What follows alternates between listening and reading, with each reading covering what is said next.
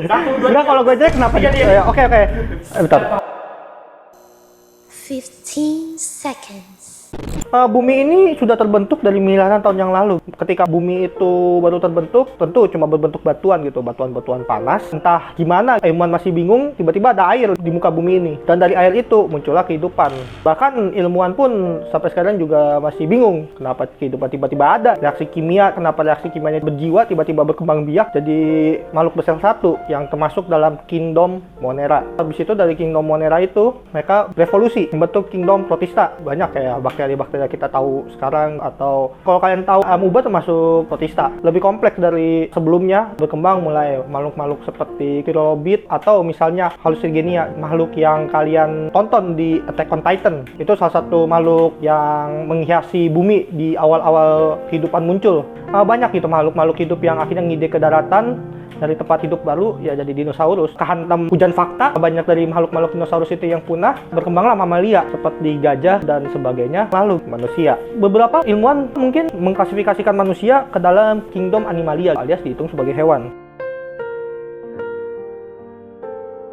Tapi ada bedanya, yaitu binatang berpikir tidak sebebas manusia. Jadi kalau kalian perhatiin gitu, pasti ada pola-pola tetap, alias ya hidup binatang dari satu spesies ya mungkin gitu-gitu aja, tidak ngide untuk bertindak di luar kebiasaannya. Misalnya kucing gitu kan, tidak mungkin kucing tiba-tiba bermain musik kalau tidak ada manusia yang ngajarin, atau anjing tidak mungkin tiba-tiba ngubur-ngubur penjahat gitu ngide kalau nggak diajarin manusia atau apa gitu. Nah, manusia ini unik, mereka nggak diajarin siapapun tiba-tiba bisa ngide untuk melakukan banyak hal. Ya bisa kelihatan lah di TikTok, kalian kan banyak sekali ngeliat kayak meme atau apa gitu. Di medsos yang lainnya kalian melihat bahwa manusia berpikir macam-macam sekali. Jadi kenapa manusia itu sangat istimewa? Kita bahas dulu definisi makhluk hidup. Kalau menurut Kimball, makhluk hidup adalah sesuatu yang bersifat rumit, responsif, berevolusi, melakukan metabolisme, dan reproduksi. Jadi makhluk hidup yang tadi gue sebutin itu ya reproduksi, memperbanyak spesies mereka gitu. Kenapa? Supaya tidak punah. Mereka juga punya metabolisme untuk menjalankan tubuh, ya kayak mesin gitu, kayak mobil gitu kan, pasti ada mekanisme-mekanisme di mana mobil itu bisa tetap jalan. Kecuali kalau mobilnya rusak, berarti kan metabolismenya nggak jalan. Kalau menurut Helena Curtis, makhluk hidup itu adalah suatu yang memanfaatkan energi dari lingkungan dan mengubah energi ke energi yang lain.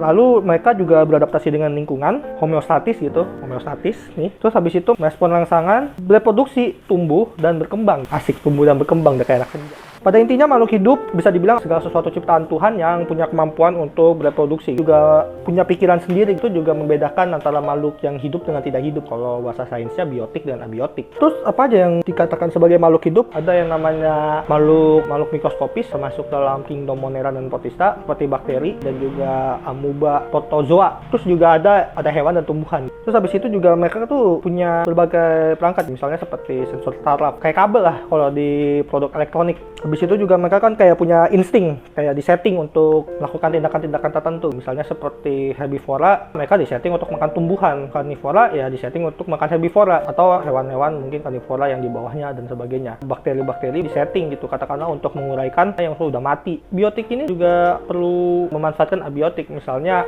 tumbuhan memanfaatkan sinar matahari untuk berfotosintesis. Terus hewan-hewan dan juga tumbuhan, semua makhluk hidup tanpa terkecuali butuh air untuk tetap bisa bermetabolisme. Berarti manusia juga termasuk dalam itu semua kan gitu. Misalnya berkembang biak juga, mereka punya metabolisme. Terus habis itu sistem pembuangan sisa-sisa makanan dalam tubuh atau minuman gitu dan sebagainya. Terus bedanya dengan hewan dan tumbuhan apa? Ya akal. Kalau ngomongin talamus, hipotalamus, sistem otak dan yang lainnya, ya hewan juga punya. Tapi bedanya apa gitu? Ya manusia bisa ngide tentang sesuatu yang di luar naluri. Misalnya kan kalau hewan itu pasti berpikir untuk bertahan hidup, tidak lebih dan tidak kurang. Ya kucing ya mikirnya ya untuk makan berkembang biak, don, nggak ada lagi. Ngide kah mereka untuk menciptakan negara gitu? Mungkin ada hewan yang punya hierarki, misalnya serigala atau anjing. Sederhana sekali hierarkinya untuk bertahan hidup. Ya misalnya hewan kan tidak mungkin ngide untuk bikin video games. Nggak ada gitu kucing bikin Mobile Legends semacamnya gitu, MOBA kan tidak mungkin gitu. Bukti bahwa manusia tidak bisa disamakan dengan hewan. Bahkan untuk hal yang naluri pun manusia bisa berpikir jauh lebih rumit dari itu. Misalnya kalau ngomongin hierarki kan tadi ada manusia, hierarkinya bisa jauh lebih rumit dari itu. Misalnya pemimpin. Kepemimpinan di serigala dan manusia tentu saja beda. Serigala tidak membuat undang-undang dasar di negara, tidak menciptakan sistem legislasi, tidak ada yang namanya DPS, Dewan Perwakilan Serigala, tidak ada. Atau KS gitu, Komisi Serigala, tidak ada. Mahkamah Serigala tidak ada. Yang mikir ke sana tuh manusia. Ya, jadi tidak ada kucing gitu ribut, aku cewek padahal aku maunya cowok, kan tidak tidak ribut kayak gitu, tidak menciptakan masalah. Mereka ya hidup di setting seperti itu, menjalankan keseimbangan alam. Nggak manusia ini yang bisa berpikir untuk merusak, bahkan menghancurkan keseimbangan alam. Nah, akal ini bisa disimpulkan sebagai perangkat yang diberikan Tuhan untuk menjalankan fungsinya. Kalau dalam Islam ya namanya khalifah fil ard, menjadi pengelola bumi.